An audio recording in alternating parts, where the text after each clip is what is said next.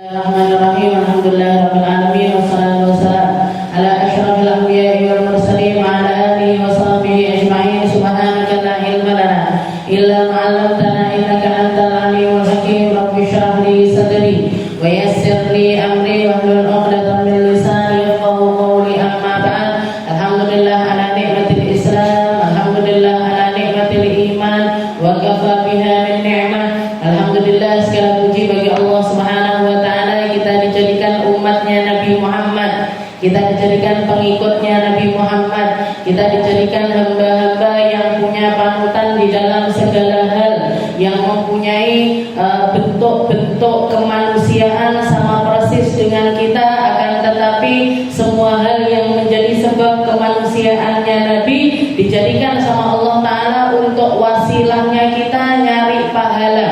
Jadi wasilahnya kita untuk lebih tinggi derajatnya di sisi Allah Ta'ala. Jadi wasilahnya kita untuk lebih bisa menikmati setiap kenikmatan-kenikmatan di dunia ini, tapi diikatkan dengan kenikmatan akhirat, diikatkan dengan kenikmatan hakiki, diikatkan dengan kenikmatan ma ba'dal mauti, yang untuk kehidupan kita setelah kematian. Bahkan hal itu pun diajarkan oleh Allah Ta'ala di dalam Al-Quran.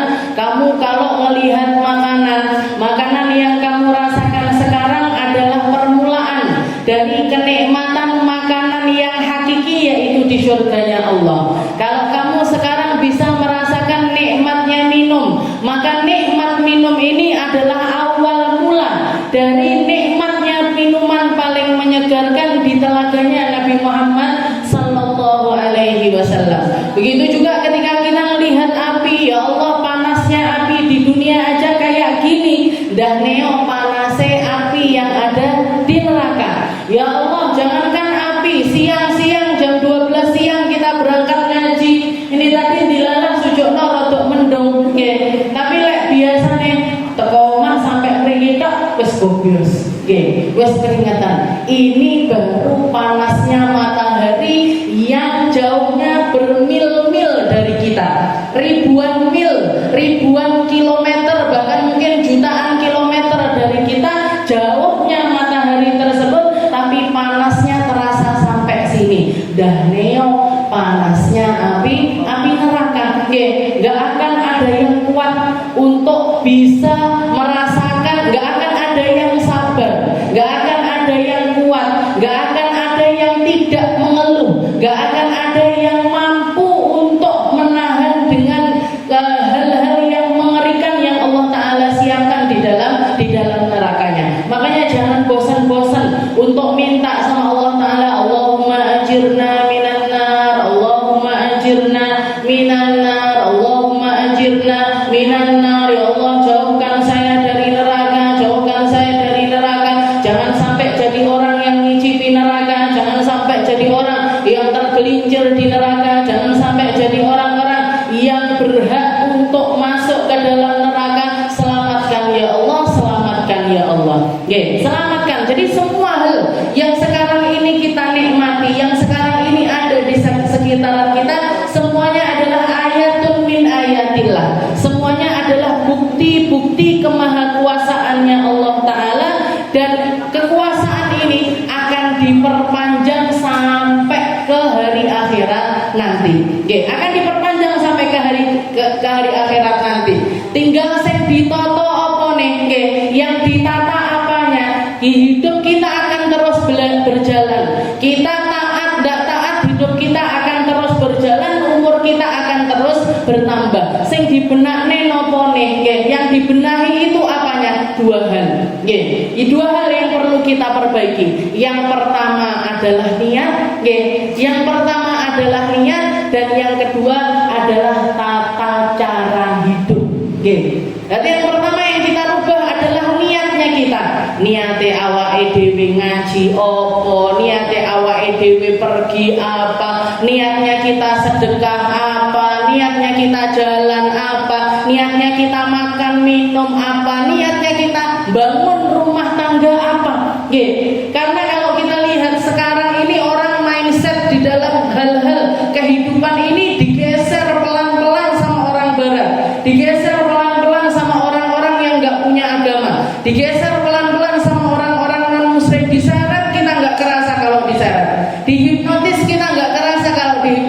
Dikendalikan kita nggak ngerasa kalau kita itu dikendalikan. Orang zaman sekarang kalau bikin pernikahan, kalau kita bicara pernikahan, orang sekarang menikah itu anggapannya penyatuan dua orang yang sedang jatuh cinta, gitu.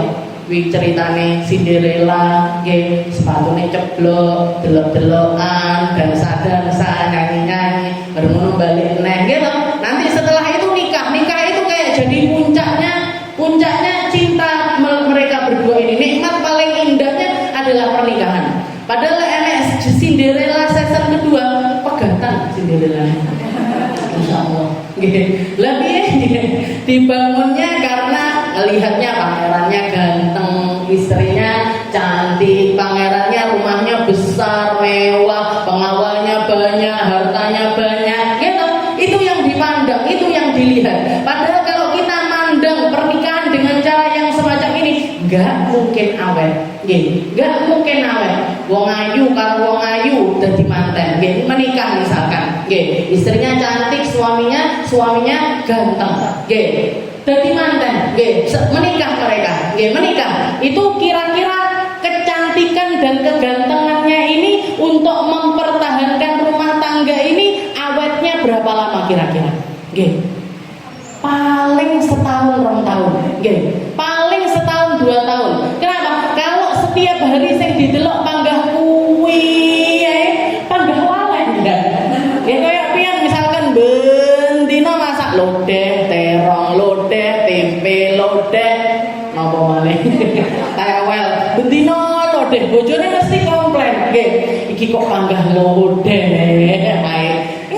Jadi orang kalau patokannya adalah satu hal monoton, maka itu mesti akan selesai, mesti akan habis, akan ada masanya, akan ada masanya. Meskipun sebelum nikah koyok-koyok aku tidak bisa hidup tanpamu, pokoknya kamu segalanya untukku, bubar.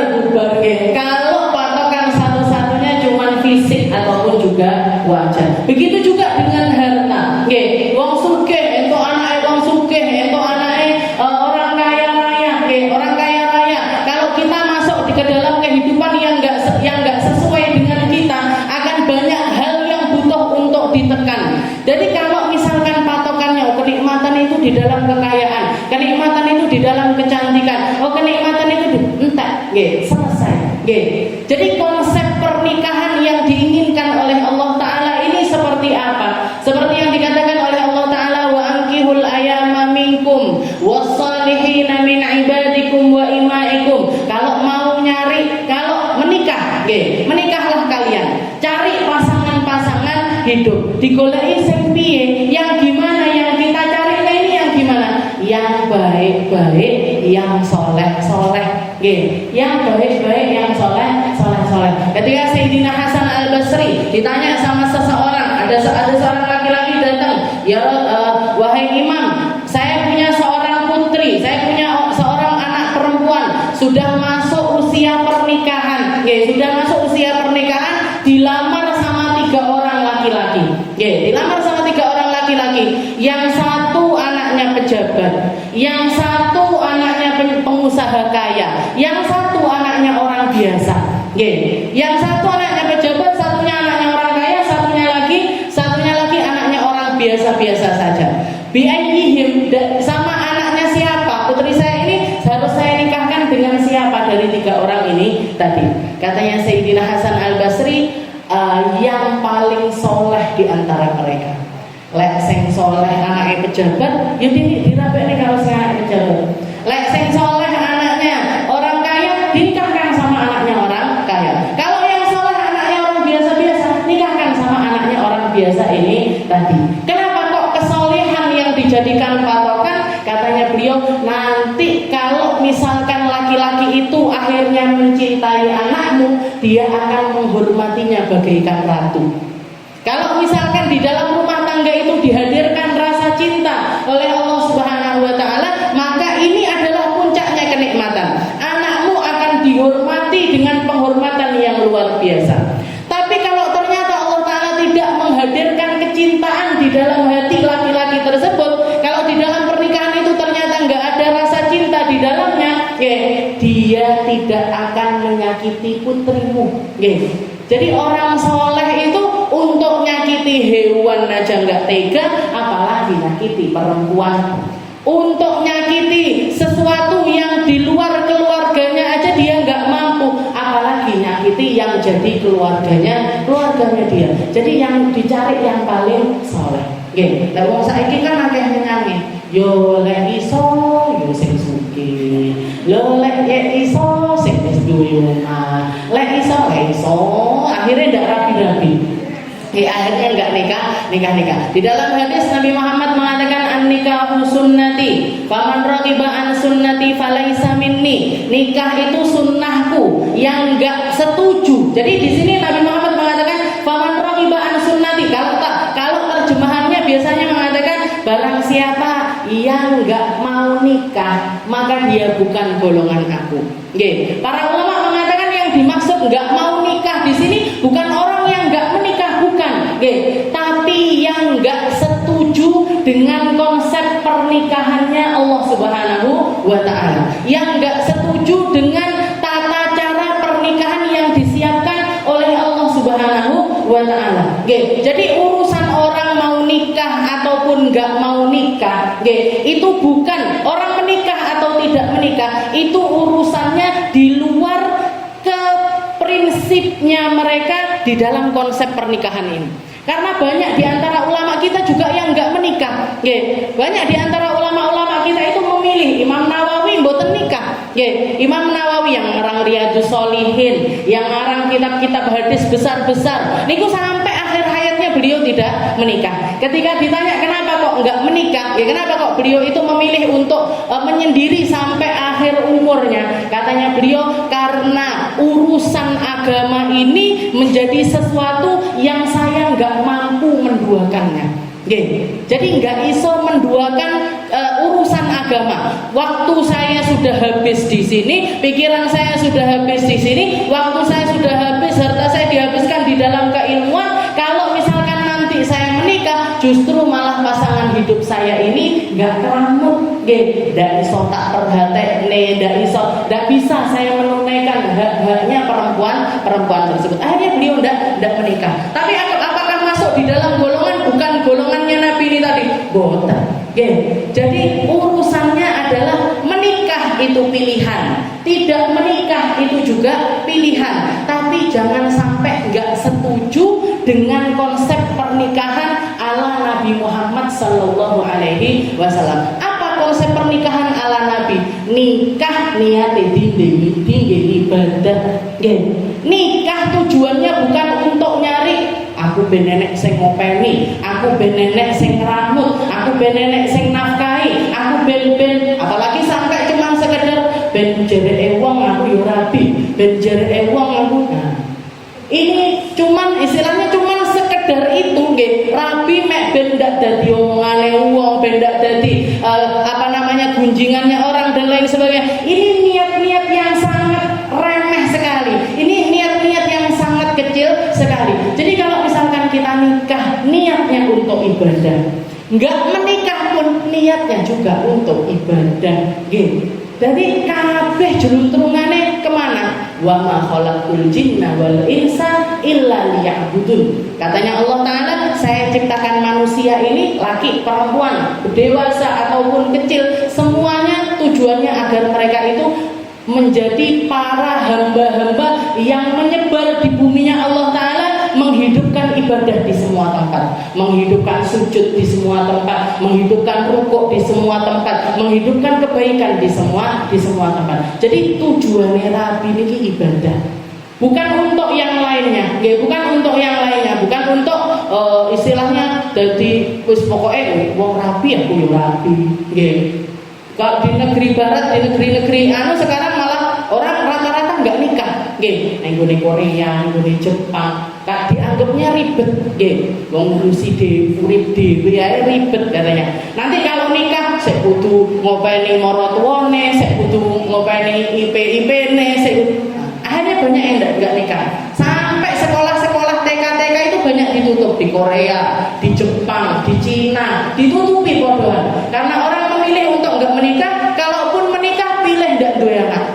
Jadi dianggapnya itu ribet, dianggapnya dua anak ribet, dua bojo ribet, punya keluarga kedua itu menjadi sesuatu yang ribet. Sampai negara bikin istilahnya yang mau nikah dicepaki omah, yang mau punya anak dikasih ditanggung tunjangannya untuk pendidikannya, untuk kesehatannya, agar anak muda-muda ini pada mau menikah. Tapi nggak pilih ndak rapi. Nah ini ya yang dimaksudkan oleh Allah Ta'ala. Orang kalau nggak setuju dengan konsep pernikahan ala Nabi Muhammad Sallallahu Alaihi Wasallam, dengan tata cara aturannya Islam, dengan tata cara aturannya Allah Subhanahu Wa Ta'ala, yakun fasadun kabir, akan terjadi satu kerusakan yang hebat. Rusak ini tatanannya negara. Dulu Cina pernah punya kebijakan, satu keluarga cuma boleh punya anak 2 atau punya anak 1, punya anak 2 atau punya anak 1. Akhirnya banyak di antara mereka itu yang milih, istilahnya kalau hamil ini didelok, kan sekarang bisa dilihat dulu gitu, lanang atau wedok. Kalau anaknya perempuan digugurkan, kalau anaknya laki-laki dipertahankan. Jadi rata-rata orang punya anak 2 tapi laki semuanya. Akhirnya apa yang terjadi? Kurang wong wedok. Perempuannya kurang, laki-lakinya banyak, perempuannya kurang. Laki-lakinya banyak, perempuannya kurang. Akhirnya yang terjadi perempuan-perempuan di sana dilecehkan, perempuan-perempuan sana seringkali diperkosa, perempuan-perempuan di sana enggak aman, karena banyaknya laki-laki sedangkan perempuannya sedikit. Wes paling benernya aturannya Gusti Allah. Paling bener itu adalah aturannya Allah Subhanahu Wa Ta'ala, yaitu dengan melihat segala hal ini sebagai jalan kita untuk ibadah. Makan ibadah, gawe kopi bojone ibadah, nyapu-nyapu omah ibadah, serbet-serbet piring ibadah. Kurang enak nopo?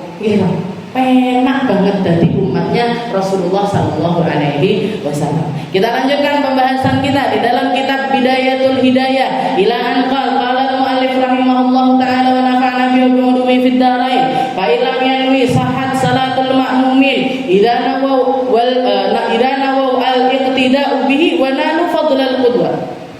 Katanya beliau di sini wa wil imamah liana al-fadl. Kemarin kita bahas tentang salat jamaahan, salat secara berjamaah. Dan salat berjamaah ini menjadi satu tali yang dicontohkan oleh Nabi Muhammad Sallallahu Alaihi Wasallam. Minal imamu ilal imam, wa minal imamu ilal imam, wa minal imamu ilal imam, sampai kepada imam-imam yang ada pada zaman sekarang ini. Jadi imam-imam salat yang ada zaman sekarang ini, tali salatnya itu nyambung sama tali salatnya Nabi Muhammad Sallallahu Alaihi Wasallam.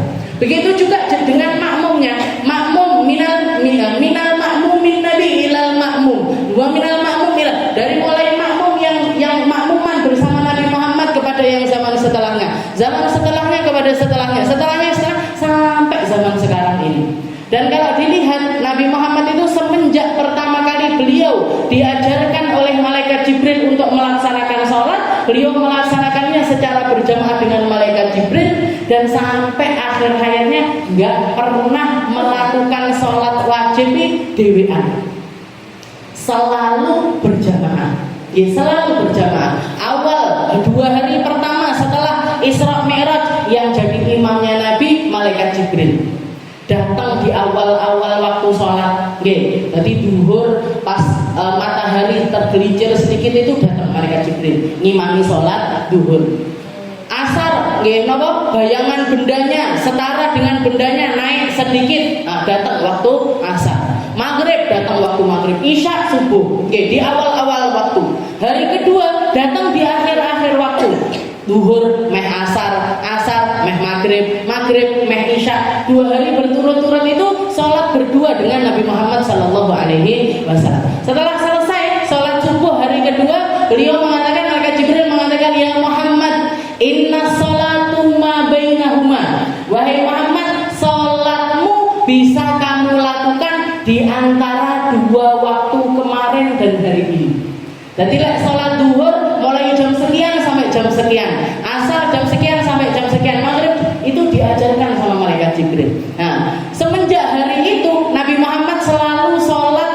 berjamaah berdua dengan Sayyidah Khadijah. Ya, karena Sayyidah Khadijah begitu beriman, ya, langsung diajarin sholat sama Nabi, ikut sholat. Ya, ikut sholat, terus nambah sampai akhir hayat nggak pernah meninggalkan sholat berjamaah. Ya, tidak pernah. La fis safar wala fil hadar. Ketika beliau di rumah ataupun lagi berpergian, bahkan ketika tengah-tengah perang sekalipun, beliau panggah sholat jamaah. Oke, nanti kalau misalkan sholatnya 2 rakaat, satu rombongan atau satu soft, sholat takbirnya ikut sama Nabi. Yang soft kedua jaga dulu, oke, jaga dulu. Jangan-jangan musuhnya nanti nyerang ketika mereka lagi sholat. Nah, nanti begitu selesai rakaat pertama, Nabi Muhammad berdiri untuk rakaat kedua. Yang pertama sholat takbiratul ihram sama Nabi ini menyelesaikan rakaat keduanya itu sendiri. Baru salam pergi yang belum sholat makmuman sama Nabi ikut dari mulai rakaat kedua sampai salam bersama Nabi. Jadi golongan pertama ikut takbiratul ihram sama Nabi, golongan kedua ikut salam bersama Nabi. Saking apa nih? Saking jaganya beliau dengan sholat berjamaah. Jadi sampai akhir hayatnya nggak pernah sholat kecuali berjamaah. Makanya dan beliau mengatakan wil imamah liyanal fadl. Kita niatkan, orang niat jadi imam itu nggak wajib. Jadi sholat itu, kalau jenengan sholat berjamaah terus dijadikan imam, niat usolli fardhu dzuri imaman lillahi ta'ala itu nggak wajib. Tapi kalau makmuman itu hukumnya wajib. Sholli fardhu dzuri makmuman lillahi ta'ala. Jadi niat imaman itu enggak wajib. Tapi katanya Imam Ghazali, "Wen wil imamah liyanal fadl." Niatkan, kalau kamu memang sudah ditunjuk untuk jadi imam, niatkan untuk menjadi imam agar kamu sadar tentang posisimu sebagai imam dan kamu mendapatkan fadilah niat dari menjadi imam. Jadi niat menjadi imam ini fungsinya untuk apa? Biar kita sadar kalau kita itu jadi imam. Aku ki dadi imam, lek aku bener makmumku melok bener, lek aku salah makmumku melok salah. Nggih to? Lali kunute makmume yo melok ndak kunut.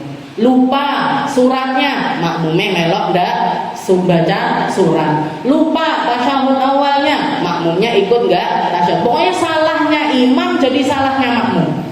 Makanya kita ketika niat imaman diniati biar apa? Biar kita ini sadar baca Fatihah dijaga, Bismillahirrahmanirrahim, baknya dijaga, sinnya dijaga, mimnya dijaga, alif lam jalalahnya dijaga, tafkhimnya dijaga, tarkiknya dijaga, shad dotnya dijaga, makharijul hurufnya ditambah juga dijaga biar selalu dalam keadaan hadir. Maknanya apa yang kita baca itu semampu kita untuk kita renungi, untuk kita pikirkan di dalam. Allahu Akbar kabira. Lah, kenapa kok kita memulainya dengan Allahu Akbar, Allah yang maha besar, biar kita ini merasa kecil, biar kita ini merasa kecil dan Allah tak semua yang mengangkatkan tangan saya, yang mengeluarkan suara saya, yang menfasihkan lisan saya, yang memberdirikan saya, yang ngasih hidayah inayah saya untuk berdiri tegak, ngangkat tangan, bisa sampai takbiratul ihram, itu semuanya karena kuasanya Allah. Itu semuanya karena kemaha besarannya Allah. Itu semuanya karena Allah Ta'ala ingin menunjukkan rasa cintanya kepada kita. Allahu Akbar, Allahu Akbar kabira walhamdulillahi katsira wa subhanallahi bukratan wa asila. Ya Allah, saya puji Engkau di sore hari, di pagi hari dengan pujian yang indah, dengan pujian yang nyata, dengan pujian inni wajjahtu wajhiya lillazi fataras samawati wal ard. Ya Allah, saya hadapkan wajah saya sekarang ini. Wajah fisik saya hadapkan sama jenengan. Wajah batin saya juga sedang saya hadapkan kepada jenengan. Bantu untuk terus lurus, bantu untuk terus ikhlas, bantu untuk terus istiqomah, bantu untuk terus berada di jalanmu, bantu.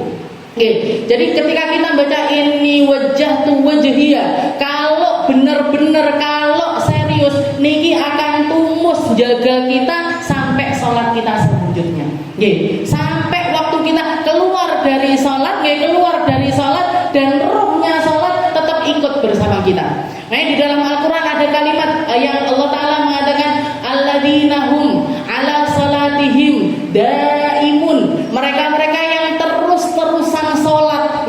Mereka-mereka yang terus-terusan sholat dipuji sama Allah Ta'ala. Maksudnya apa? Apa wong sing sholat terus salam takbir neh, salam neh, takbir neh, salam neh, boten. Tapi mereka-mereka yang melaksanakan sholat saking sungguh-sungguhnya di dalam sholat, sampai keluar dari sholat pun ruhnya sholat ini ikut. Mereka makan hatinya tunduk, mereka minum hatinya tunduk, mereka buka HP hatinya tunduk, mereka ngapain aja, duduk sama temannya hatinya tunduk, duduk sama suaminya hatinya tunduk, didik anak-anaknya hatinya tunduk.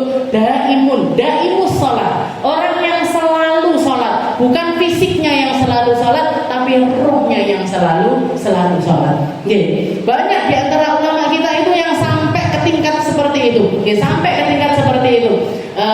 Di antaranya ada seorang ulama di daerah Hadramut sana, beliau melaksanakan sholat di satu masjid, di terasannya masjid, di terasannya masjid itu ada orang tukaran tonjok-tonjokan sampai darahnya itu ngucur di bagian terasannya masjid. Lek awake dhewe sholat terus krungu enek wong tukaran ning gone terasan, kira-kira nyapa? Enak apa aslinya? Iki mah perkorane piye kok iso sampai gini? Gimana? Kalau udah selesai, endang diresik-ya, gitu. Seperti itu kita. Dikatakan ini Habib ini, ulama ini tadi ketika beliau sholat, ada orang tengkar di terasan itu sampai berjam-jam. Orang datang dari mana-mana untuk ngelerai, untuk ini dan lain sebagainya. Setelah itu membersihkan, beliau nggak sadar. Baru ketika beliau selesai sholatnya keluar masih ada bekas-bekas orang bersihkan darah di situ. Katanya beliau gimana nih opo? Ini tadi ada apa? Loh, Beb, jenengan dari mana? Jenengan dari mana? Dari dalam masjid. Dari dalam masjid. Di balik tembok ini. Iya. Di belakang tembok ini. Jenengan ngapain tadi di belakang tembok ini? Sholat. Ndak krungu ada orang tengkar? Enggak. Ndak dengar ada orang rame-rame? Enggak. Ndak dengar ada orang bersih-bersih? Enggak. Saking apa nih? Saking khusyuknya, saking roh dan jasadnya itu semuanya menyatu di hadapan hadiratnya Allah Subhanahu wa Ta'ala. Ini orang kalau sudah nyatu, khusyuk, menfokuskan diri, tenggelam di dalam nikmatnya sholat, sampai enek wong nyapu ae ndak kerasa.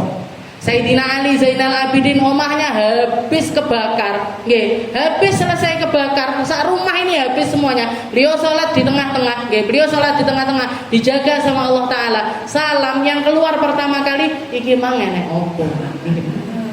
Iki mang enek opo? Gak sadar rumahnya habis. Kita kok rumah habis? Sholat itu langkahnya cicak yang biasanya ndak krungu, malah krungu. Cak, enak cecak ini cak, oh ada cecak ini di belakangnya jam dinding ini. Saya nggak kerungu malah, saya nggak eleng malah eleng. Kunci hilang, ini kan kabeh yo mong tak kayak gini. Ini naruh ini di sini malah eleng kabeh malah. Ketika kita sholat, ini sholatnya kita dan itu sholatnya para ulama-ulama kita. Para ulama-ulama kita sampai seperti itu. Apa bisa kita menirukan mereka? Apa bisa kita menirukan mereka? Bisa. Gak ada yang mustahil bagi Allah Subhanahu wa Ta'ala. Gak ada yang mustahil. Tapi yang jelas itu semua yang mereka rasakan ini adalah sebuah hasil. Nggih, dari perjuangan luar biasa, perjuangan yang sangat panjang, perjuangan yang ndak memakan waktu yang sedikit tapi prosesnya lama sekali, dan itu semuanya adalah hasil dari usahanya mereka. Karomah, kalau kita dengar karomahnya para ulama, karomahnya para aulia, nggih, saya pernah diceritani abine Sunan Ampel itu pernah nuding pohon aren, pohonnya sak pohon berubah jadi emas. Nggih, dituding tok berubah jadi emas aja lah dhewe nuding. Ora enak sing berubah. Enggak ada yang berubah sama sekali. Kenapa kira-kira kok seperti itu? Itu semuanya karomah itu adalah hasil.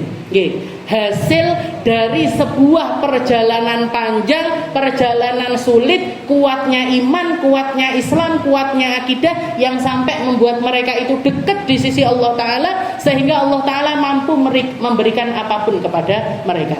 Nah, dan kalau melihat hal-hal yang semacam ini, jangan dilihat hasilnya, tapi lihat perjuangannya.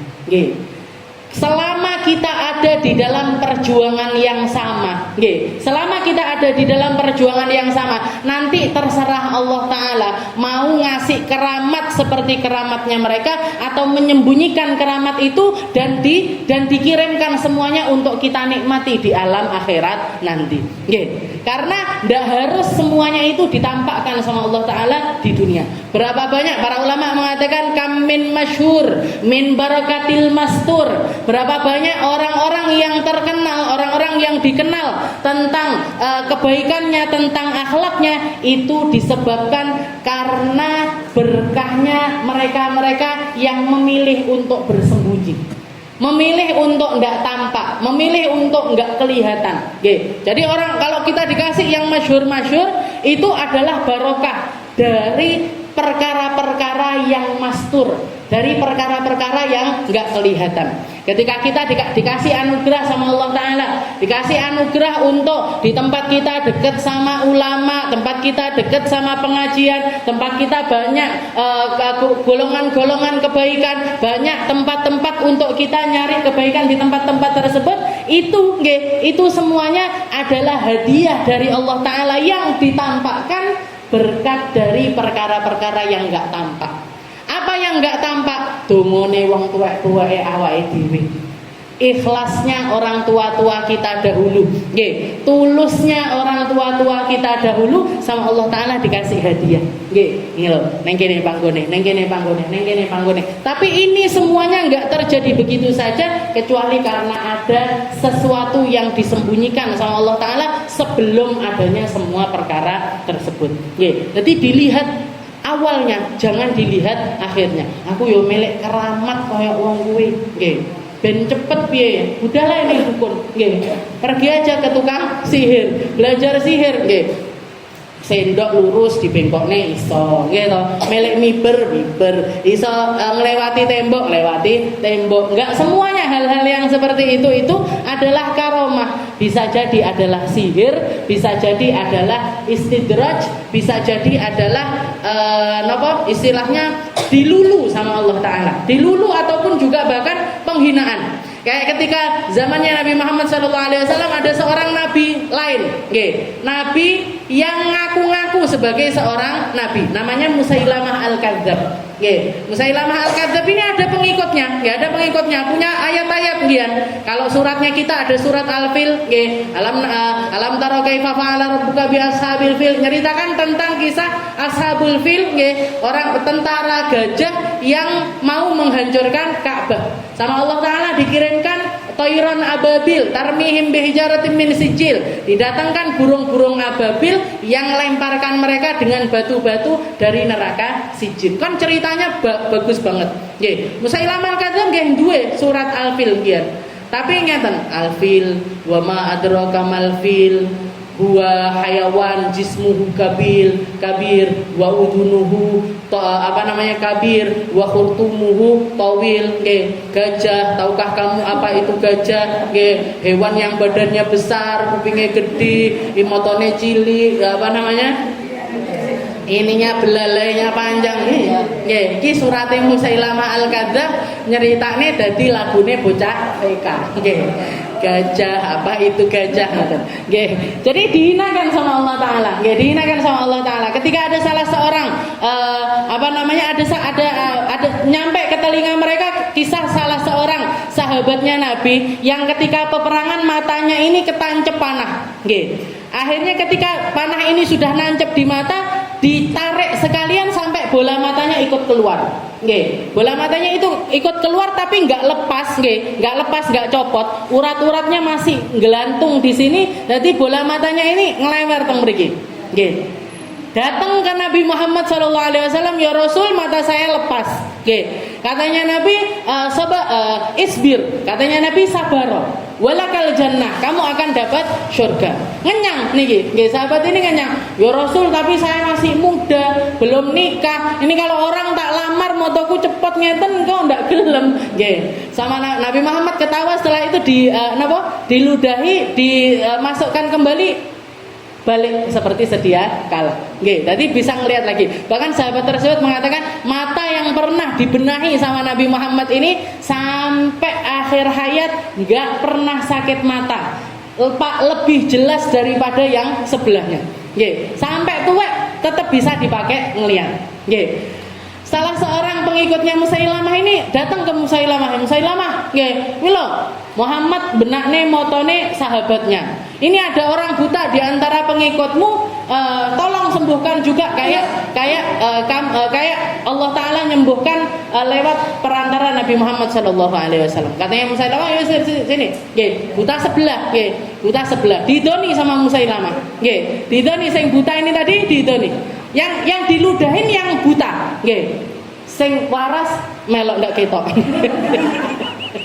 Jadi sing waras melok nggak, pertamanya bisa kelihatan salah satunya, malah dua-duanya dibutakan sama Allah Taala. Ini kan istilahnya kharikul adah, enggak secara logika kudune yo minimal itu gak ikut buta, nggih, wong yang diludahin yang sini, kok yang buta yang sebelah sini. Tapi karena Allah Taala ingin menghinakan Musailamah Al-Kadzdzab, dibikinlah seperti itu.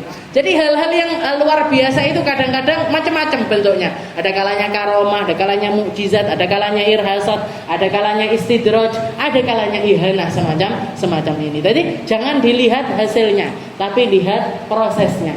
Nah, dan tugas kita mek napa itok. Ya Allah, muga-muga bisa khusyuk koyok Sayyidina Ali Zainal Abidin. Ya Allah, semoga bisa tulus seperti Sayyidina Abu Bakar As-Siddiq. Ya Allah, semoga bisa lantang di dalam menyuarakan kebenaran sebagaimana Sayyidina Umar bin Khattab. Ya Allah, semoga bisa dermawan seperti Sayyidina Utsman bin Affan. Ya Allah, semoga bisa punya ilmu yang banyak kayak Sayyidina Ali bin Abi Thalib. Prosesnya aja kita jalani. Entah nanti di tempat mana Allah Ta'ala akan menempatkan kita. Entah di tempat mana nanti Allah Ta'ala akan nyampaikan kita. Dan Allah Ta'ala adalah zat yang gak mungkin menyia-nyiakan apapun usaha dari hambanya. Kalau orang bisa lupa untuk terima kasih, orang bisa lupa untuk balas jasa, orang bisa lupa dengan kebaikannya kita, Allah Ta'ala gak akan pernah lupa. Allah Ta'ala gak akan pernah lupa. Wa wil imamah liyana lal fadl fa illam yanwi sahat salatul ma'mumin idza nawau al iqtida bih. Kalaupun misalkan imamnya gak niat jadi imam, maka sholatnya imam tetap sah, sholatnya makmum juga tetap sah. Imam sholatnya sah, makmum juga sholatnya sah. Wa nalu fadlal qudwah, dan mereka tetap mendapatkan pahalanya sholat secara berjamaah. Jadi makanya boleh, misalkan kita sholat, ada orang sholat, imaman di masjid ngoten, di masjid besar sholat banyak orang. Nah, ada beberapa orang yang sholatnya itu masbuk, jadi imam wis salam berdiri lagi nambahi yang kurang dari rakaatnya mereka. Tahu-tahu datang orang dari belakang langsung nepuk pundak kita. Dadi imam ya, dadi imam ya. Saya tak jadi makmum kamu. Gimana ini? Sah apa ndak sholatnya? Sah. Dapat pahala jamaah apa ndak? Dapat.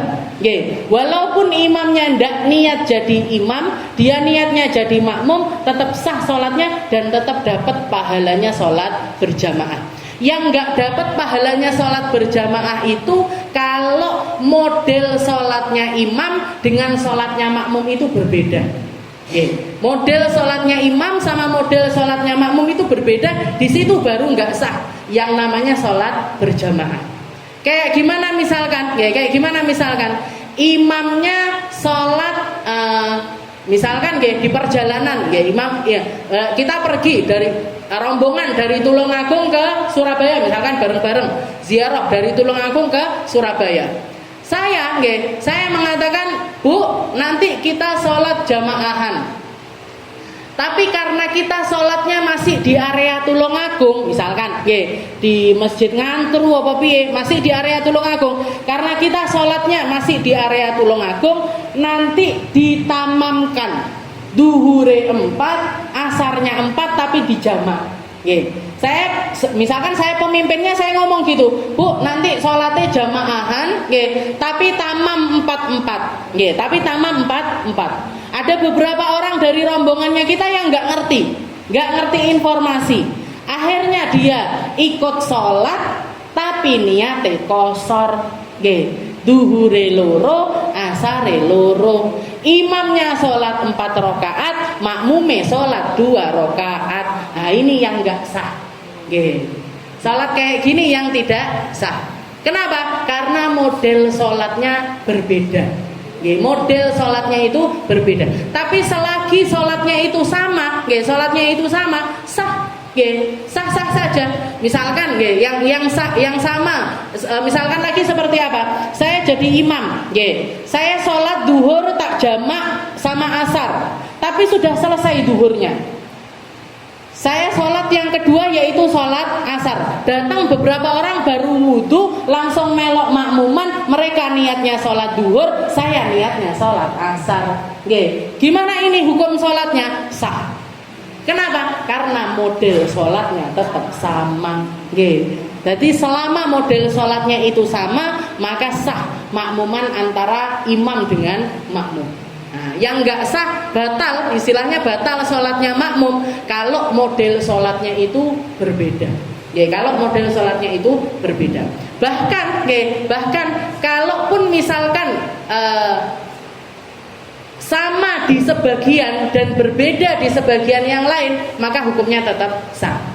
Kayak gimana misalkan saya bilang, Bu, ayo adewe pergi ke Surabaya bareng-bareng, kita sholat duhur asar jamaahan, dikosor, dikosor. Begitu sholat, begitu takbiratul ihram, datang orang-orang, iki mau dikosor apa enggak yo, ragu-ragu. Akhirnya mereka niat tamam, akhirnya mereka niatnya itu enggak dikosor tapi ditamamkan.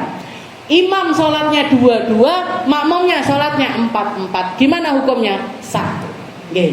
Kenapa? Karena imam 2 rakaat, makmumnya tinggal berdiri, nambah lagi 2 rakaat.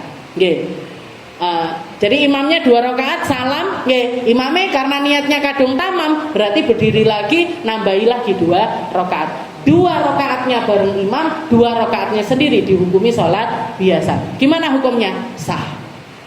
Yang nggak sah gimana? Kalau yang tamam yang jadi imam, yang kosor malah jadi makmum, ini yang nggak sah.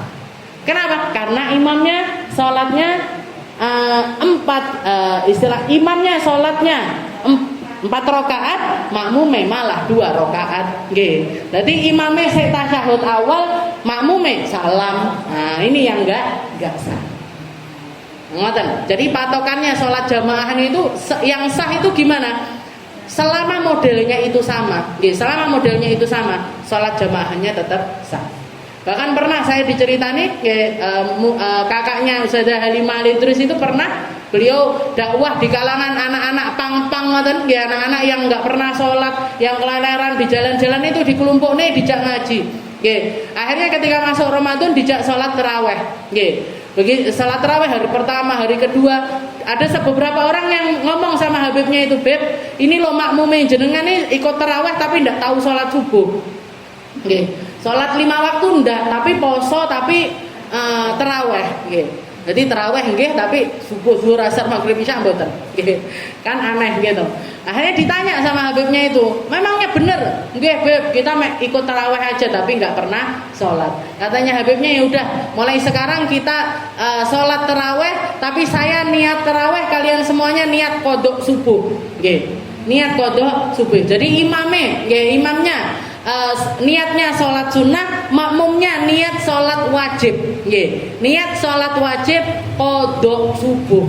Tapi sama modelnya 2 rakaat. Gimana hukumnya? Sah.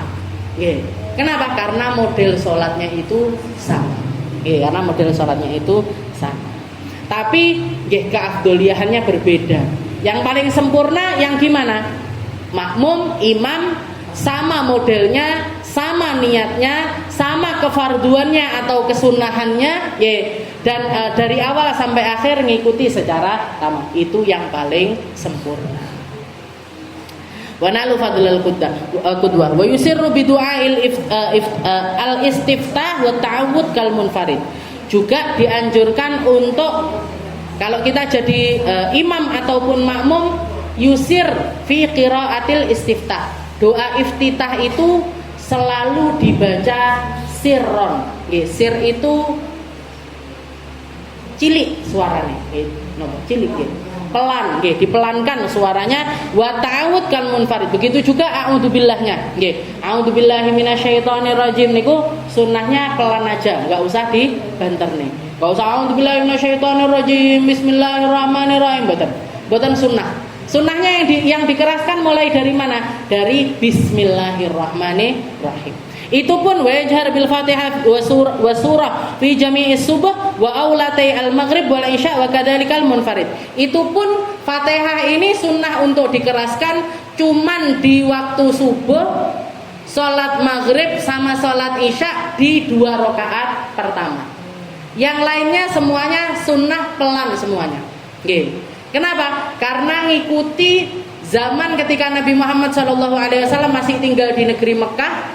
Beliau cuman istilahnya berani untuk mengeraskan suaranya ketika sholat ini dilakukan di waktu matahari itu tenggelam. Karena kalau zaman dulu kan belum ada lampu, belum ada apa-apa penerangan. Jadi kalau sudah masuk waktu maghrib itu wes suwepi, sudah nggak ada orang keluar, sudah semua orang di rumahnya masing-masing. Jadi Nabi Muhammad waktu itu kalau sholat wani dibanter nih, karena kalau misalkan siang-siang duhur sama asar dikeraskan, itu langsung dikeroyok sama orang-orang kafir Quraisy. Langsung dikeroyok, bisa dipateni barang. Nabi bisa diserang umat muslim. Makanya ajarannya subuh dikeraskan, maghrib isya dikeraskan, duhur asar dipelankan. Biar kita juga ngerasakan perjuangannya Nabi kayak gitu. Untuk untuk melanggengkan sholat ini, Islam itu pernah ada di dalam keadaan yang sangat terhina semacam itu. Tidak bebas untuk sholat, tidak bebas untuk baca Quran, tidak bebas untuk menyuarakan agama Islam. Dhewe saiki ngaji karo lungguh-lungguh karo ndak enek sing nyerang, yo ndak enek polisi teko, ndak enek sing nangkepi. Berarti apa? Berarti kita berada di tempat yang luar biasa aman. Ini semuanya berkat dari siapa? Berkat dari perjuangan orang-orang terdahulu. Jadi kudu disyukuri, kudu diterima kasihi, kudu diramekne, kudu dilanggenge, kudu ditular-tularne sama anak-anak ataupun generasi-generasi setelah kita. Karena kalau enggak kita syukuri dicabut nanti sama Allah Ta'ala, diambil lagi. A'udzubillah. Wa yajhar biqaulihi amin fil jahriyah kadzalikal ma'mum wa yaqrunul ma'mum ta'minahu bi ta'minil imami ma'an. Setelah itu juga bagian aminnya, ketika kita sholat Fatihahnya yang jahriyah subuh, maghrib, isya, niku ketika baca amin, makmum ngikuti imam untuk membaca amin bersama. Makmum ngikuti imam untuk membaca amin bersama. Makmum ini kan selalu bacanya pelan, tapi ketika amin itu sunnah untuk ikut banter. Amin, dibanter nih, ben imame yo marem, lek kabeh amin. Jare imam iki asline nek makmume apa ora gitu. Jadi disunahkan untuk keras. Wa kadzalikal ma'mum. Wa yaqrunul ma'mum ta'minahu bi ta'minil imam man la ta'qiban. Katanya beliau, dan paling pasnya ketika kita baca amin itu bareng sama aminnya imam, enggak mendahului juga enggak mengakhirkan. Jangan sampai imamnya waladdoh amin. Jadi tunggu sampai imamnya ini selesai sampai sempurna waladhdallin. Biasanya mandek sebentar, karena di situ ada kesunahan untuk kita baca Rabbighfirli wali walidayya walil mu'minina. Nah, baru setelah itu amin bareng. Amin. Jadi tunggu dulu kapan imamnya ngomong a. Amin. Nah, itu makmum langsung ikuti amin. Jangan mendahului, jangan juga terlalu mengakhirkan. Imamnya amin. Amin. Kok pengen loro amin nih. Jadi bareng antara imam dengan makmum. Dan kalau kita jadi imam, wa yaskutul imam saktatan aqibal Fatihah liyatuba ilaihi nafsuh. Katanya beliau, dan hendaknya kalau kita jadi imam, setelah kalafat amin itu diam sebentar. Diam sebentar, imamnya untuk narik napas, sekaligus ngasih waktu untuk makmum baca Fatihah. Sekaligus ngasih waktu untuk makmum untuk baca Fatihah setelah lafaz aminnya imam. Jadi makmum itu sebenarnya baca Fatihahnya kapan? Baca Fatihahnya antara aminnya imam sama suratnya imam. Kenapa? Karena ketika Fatihah makmum disunahkan untuk mendengar Fatihahnya imam. Ketika surat, makmum juga disunnahkan untuk dengarkan suratnya imam. Jadi Fatihahnya waktunya kapan? Antara Fatihah dengan surat tersebut. Tapi makmumku ndak ngono. Sing akeh kan nonton. Makmumku nggak ngono. Makmumku setelah amin langsung surat. Maka di situ kita punya dua cara. Yang pertama, baca Fatihah bareng sama Fatihahnya imam. Baca Fatihah bareng sama Fatihahnya imam, atau ketika surat makmum baca Fatihah. Atau ketika imamnya baca surat, makmumnya membaca surat Al-Fatihah. Yang afdal di antara dua ini yang mana? Yang di surat. Jadi di Fatihah ini tetap sunnah untuk kita mendengarkan.